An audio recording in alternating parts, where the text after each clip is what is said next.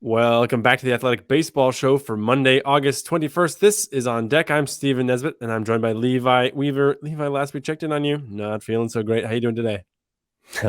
I don't have a fever anymore. I also don't remember anything that I said on Wednesday, so I apologize if it was just like me speaking in broad generalities and discussing things like time travel. I was just all hopped up on NyQuil and fever meds, so doing a little bit better now, hopefully.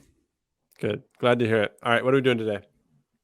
Today, we are going to talk about the New York freaking Yankees, who are making the news one way or another in all ways at all times. We are also going to preview our series of the week, and we are going to check in on our arms race / Homer Chase and see if I can make a stunning comeback in one, see if I can put a finish to my worthy opponent in the other. Sorry, I'm still not quite back to full health, so I don't have any good joke intros. That was just actually what we're really doing on the show this Yeah, week. no, he really is going to bury me in one category and is making a massive comeback. Spoiler. And the other. So, Levi, I actually want to mention because I just saw this before we hopped on. We're seeing a bunch of call-ups. This has nothing to do with the Yankees because we got to start positive here. Seeing a bunch of call-ups because of the time of season it is, rookie status being preserved and all that. But a notable one today at a lower level. I don't know if you saw this. The Padres, after 9 games at High A, are calling up 17-year-old catching prospect Ethan Salas to Double A. This dude turned 17 on June 1st. We're gonna get a catcher in the majors at 18 years old, like next Yeah, season. If you're at Double A, you're here next season. That's that's crazy. very. I mean, unless he just comes out and completely flops at Double A, which there's no reason to believe that that's going to be the case. But it is the biggest jump, right, in the minor leagues, going from High A to Double A. Yeah. That's kind of where you start to get actual like capital P prospects that are on the verge of the big leagues. You really get your first taste of like, okay, this is the big boys. So we'll see how he does the rest of this year. But yeah, there's a very good chance that he becomes the first teenage catcher since Pudge Rodriguez. Has there been I one think since that's then? it. Yeah. I think that was it. Okay. Yeah, I mean, I'm here for it, and I understand if an organization says, "Look, if we want him here by even 20 years old, then we need to be putting him with the better pitching prospects, with our best coaches, and all the way up the chain." I understand that makes sense. So it looks extremely aggressive. I'm sure they have a plan. It's fun. People love to see teenagers doing this type of thing. So welcome to Double A, Ethan Salas, and then now to the real news of the day: the Yankees spiraling to an 8-game losing streak. I saw this is the longest losing streak they've had since August of '95. I don't know. You were doing in '95. I was a 4-year-old walking around in Ippuy, France. So had no idea about the Yankees at that point. So I was life is good. 15 struggling in Rio Vista, Texas, population 509. So I think I you were think doing that's better in 1995 than I was. same population, just different countries. So the Red Sox are just coming off of a sweep of the Yankees. The Yankees had previously been swept by Atlanta, if I have that straight. And the Yankees, the good news for them is they almost had a lead in this series. That went out the window in the 8th inning on Sunday when IKF, Isaiah Kiner-Falefa, got thrown out at the plate in a very good relay play. And that was it. Justin Turner put the finishing touches on with a go-ahead double in the 9th inning off of Clay Holmes. That was a sweep there. And so on our previous show, I mentioned the 3-headed dragon meme where Aaron Judge and Garrett Cole were the strong, healthy ones, and the rest of the team was the Joker one. And Garrett Cole gets banged around in this series. 6 Yep. runs, 4 innings, didn't look good, and he's up over a 3 ERA. So I don't know what kind of damage that'll do to his Cy Young candidacy. I think he's still got a really good case. But bottom line is this team is firmly in last place. It was a battle between the 4th and 5th teams in the AL East division. That's not going to slow down for them. And apparently, you're seeing talk now that there was a closed door meeting at some point. I was reading MLB.com's version of this closed door meeting with Aaron Boone talking to Hal Steinbrenner and Brian Cashman. I just don't know what comes of this for the Yankees. It seems like they must be preparing to make some big decisions here because this team is they're out of it. They're out of it, and you got to make some big decisions coming for the offseason. Would you like to guess where the Yankees rank in starting pitching ERA in the month of August? So we're Oh, talking post it's deadline. horrible. Oh, it's It's horrible. By the time this thing airs, it's going to be August 21st. You got basically 3 weeks of data to work with here. Yankee I mean, starting pitching. I just saw Burrito got completely rocked. That must have been Friday's game, and it's going to be really bad. So I'm putting them. I'll give myself a little cushion, but like 26th. You should not have given yourself any cushion. They're 7.50 ERA, and this is That'll do not it. counting Sunday's game. 7.50 ERA from starting pitchers, dead last in the big leagues in August. They've had the worst starting rotation and that's a rotation that includes Garrett Cole, by the way, Yeah, has been the worst starting rotation in the big leagues since the month of August started. They've been just bad. Like I was looking at the numbers, and there's just not anybody that's standing out as being exceptionally good right now. Anthony Volpe has been all right. When you're talking about your three-headed monster, like there might be another little head trying to grow up, like a little baby head between the other two good ones. And Anthony Volpe's been just fine. yeah, I think he's going to be a solid big leaguer, probably here for a long time to come. But everything else has just been very mediocre in the pitching, very mediocre in the hitting. Month of August, they have a 372 slugging. That's 25th in the big leagues. And this is a team that has both Giancarlo Stanton and Aaron Judge in the lineup. And they still have the 25th best slugging percentage in the sport for the month of August. It's just bad. I mean, there's no way to, yeah, at some point, it doesn't help to do any more analysis. yeah, Just like whatever you look at anything you want. It's all bad. It's not yeah. good. In the long run, like the Volpe coming on late in the season in his rookie season, that could be great news for them, right? There were a lot of questions about just how, after all this fanfare, the second coming of Derek Jeter here, just how ready this kid actually was for the majors and to make an impact with his bat, and he's doing it. That's great. So in the long run, that's awesome. They have their shortstop; they're all set there. But this rotation is an unmitigated disaster behind Garrett Cole. I have to look at this again. I think Garrett Cole has an opt out after this year, which they can. I think if he opts out, I'm talking completely out of left field here. So I could be wrong in parts of this, but I think if he opts out, they can choose to pick up like an extra couple of years or something like that, or it guarantees the rest of his deal or something like that. Anyway, I don't think he's going to opt out. I definitely don't. I'm not saying that. But behind him, they made a decision to bring in Carlos Rodon, which seemed like a great decision, right? They had let Jameson Taillon walk. I'm trying to think of who else is gone from what they had a year ago. But then Nestor Cortez has not been the same pitcher. Frankie Montas has been hurt the whole time. Domingo Herman is now out seeking treatment. And who am I missing? Clark Schmidt. Oh, Luis Severino has been terrible. So I don't know moving forward. I don't know who you actually feel good about. Rodon, you assume good health moving forward, but that's two guys in a rotation that needs five, and I don't feel really good about almost anybody there. Even though Clark Schmidt could be a good number 4, number 5, but I don't think you want him as your number 3. So they're gonna have to make some moves in the rotation in this offseason, and they also need a lot of help in the lineup. So I don't know where you can count on them going. I mean, it's to the point that they're having Michael King start games now, right? Like maybe that's the answer to just let one of these relievers start Hey, games. Clay Holmes was a failed reliever in the Pirates organization, and go throw him out there for 6. Yeah, I'm sure that'll work out great for you. Let's get to our series of the week. I know that series is both singular and plural, but every time I say it, get to our series of the week, and people think, oh, there's only one series of the week. No, there's 2. And that's frustrating to me every week. Just a little peek behind the curtains. Just going to take the fourth wall down for all of our listeners and let you know it bothers me every week when I say series of the week and then I have to mispronounce it on purpose.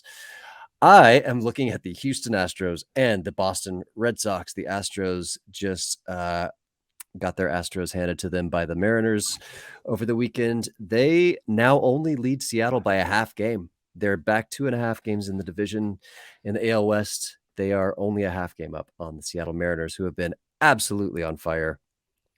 I still think that Houston's dangerous. I think that they have as good a chance to overtake the Rangers as anybody. But when you look at their pitching rotation, it's been a little shaky. Framber Valdez, hey, no hitter, that's great, but he's also got a 4.71 ERA for the month, and his FIP and XFIP are not suggesting that he's had any bad luck. Christian Javier, 5.65. His peripherals are actually even worse than that. Jose Urquidy, 5.23. He's had a little bit of bad luck.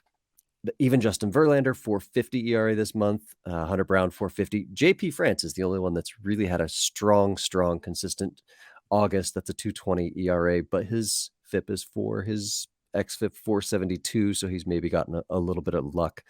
One thing on Verlander, he is only this month pitched to a 6.5 K per 9, which is that's lower than you expect to see from him. That's not exactly the Verlander you expect to see. Also, an interesting thing for Verlander, by the way, like I want to look at the contrast between Verlander and Hunter Brown, and I don't know how this works, so maybe you can help me out. Verlander has a 4.50 ERA this month. His FIP is 3.93. So you go, okay, a little bit of bad luck. His xFIP is 5.23. So that's worse. Hunter Brown, on the other hand, exact same ERA, 4.50. His FIP 5.69, but his xFIP is 3.50. And it makes me think that it's almost like they just got those two pitchers confused when they were filling in the columns. But I trust Fangraphs did not. They do good work. Do you know how xFIP works and how to explain that? No, I have no clue. Okay. Well, then that's just a little statistical oddity that I'm sure one of our listeners will let us know. Okay, hold on. It uses projected home run rate instead of actual home runs allowed. So let's just say that and be like, oh, okay, yeah, I get it, and then move on. Clearly, that's duh. I was just making sure you knew. The Astros offense has been better of late. Jose Altuve has been worth 1.3 FWAR in August. He's hitting 1094 OPS, so he's back to being Altuve. Kyle Tucker's been great, 6 home runs this month.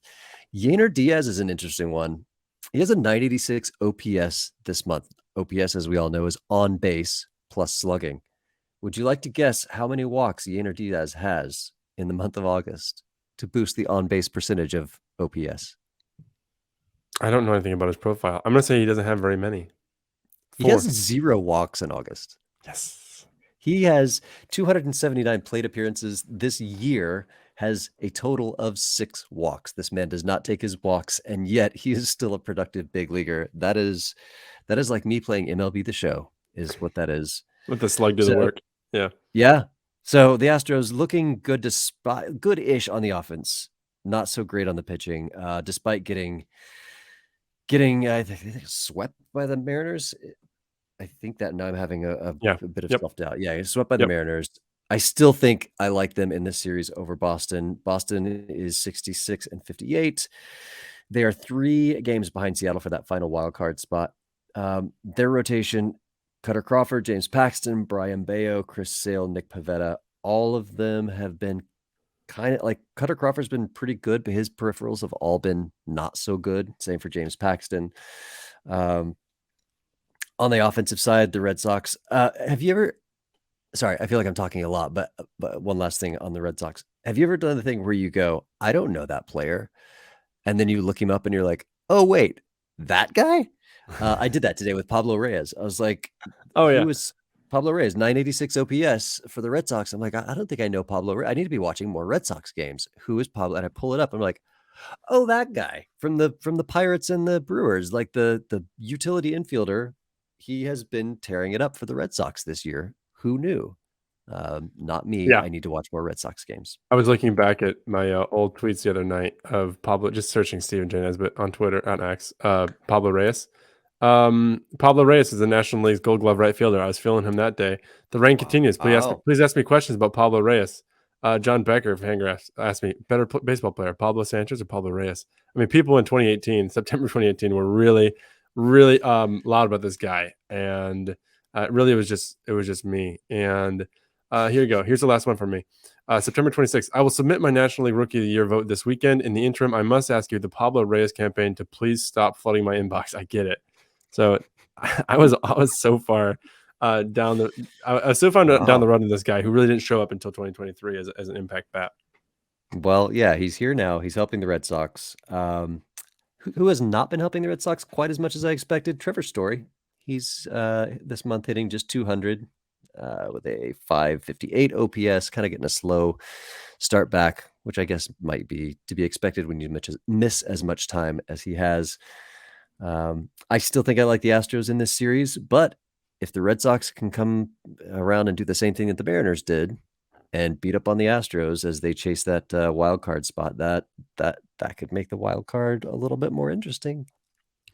My I'd love to see it. series my series of the week, I waffled a little bit picking actually two misfires. First, I did the Twins Brewers, which I liked, and then I found out it was a 2-game series. I can't go with a 2-game series. I can't get up for a 2-game series.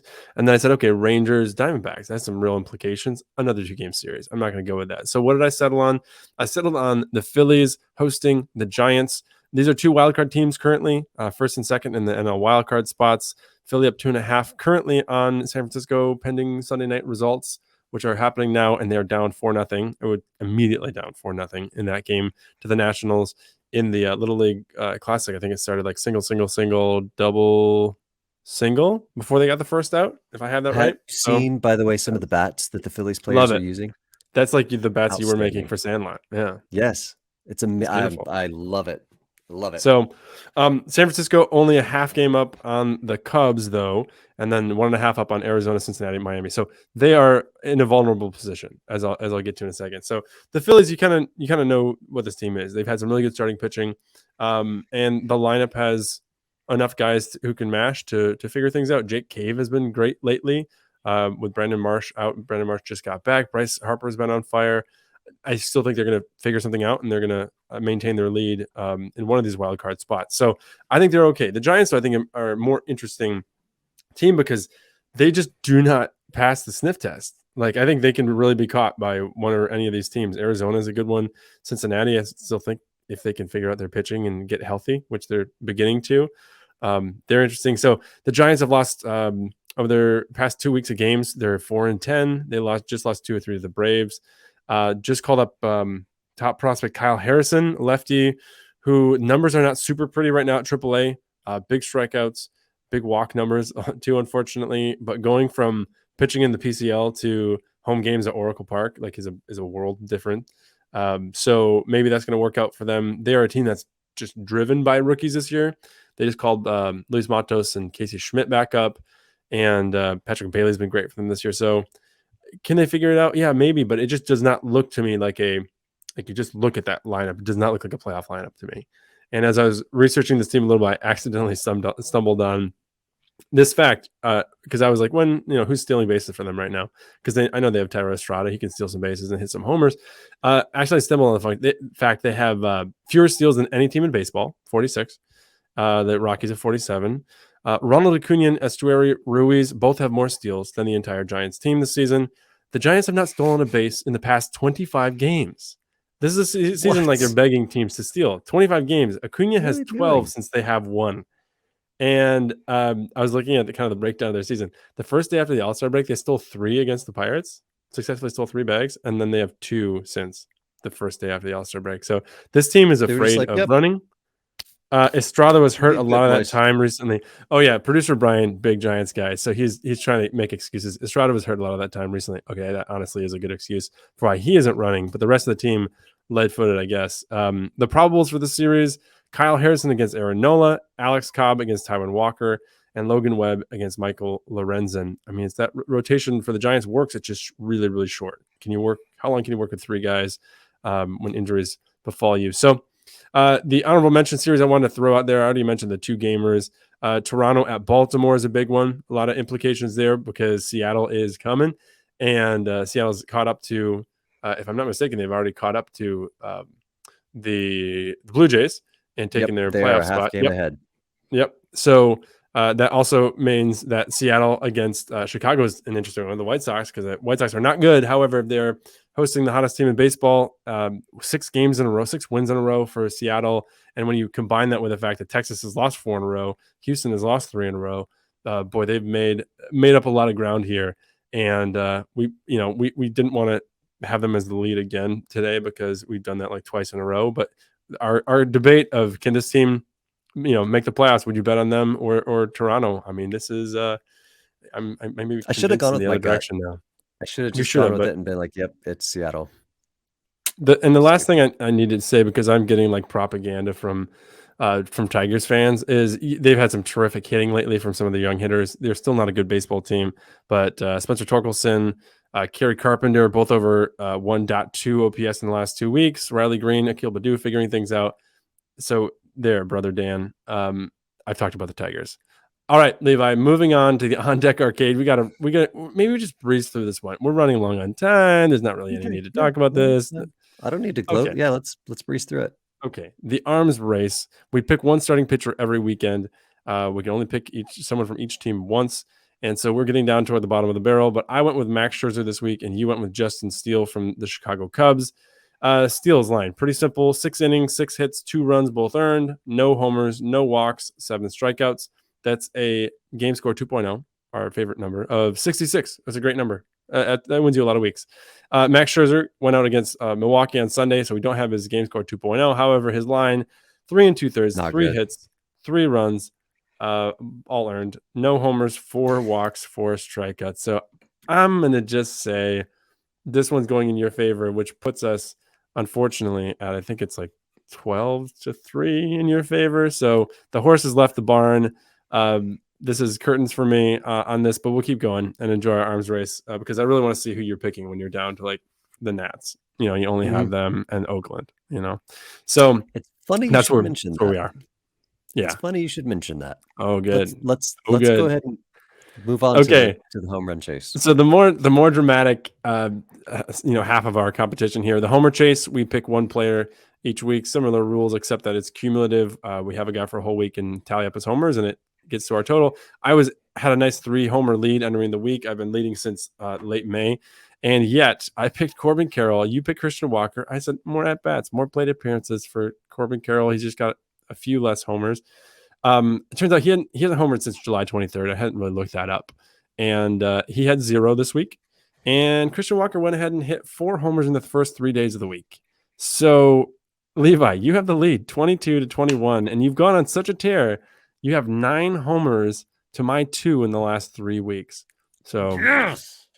I was convinced that I was toast in this game. I thought I was done. Christian Walker went nuts.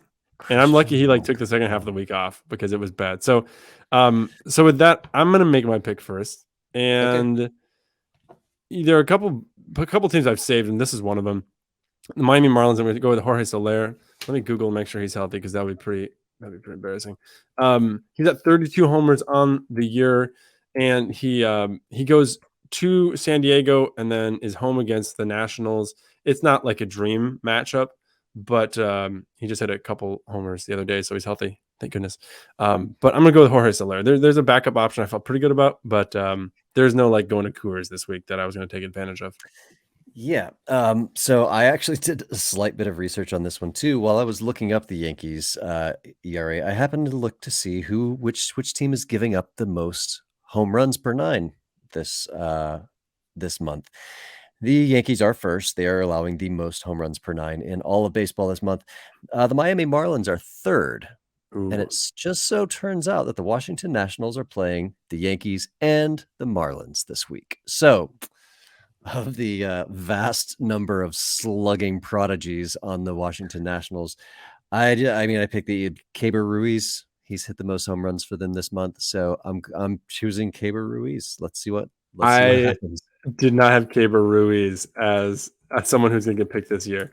No, it was him or Lane Thomas. And Ruiz has a higher slugging percentage, and I just figured he had a better chance of getting into one. So here we go.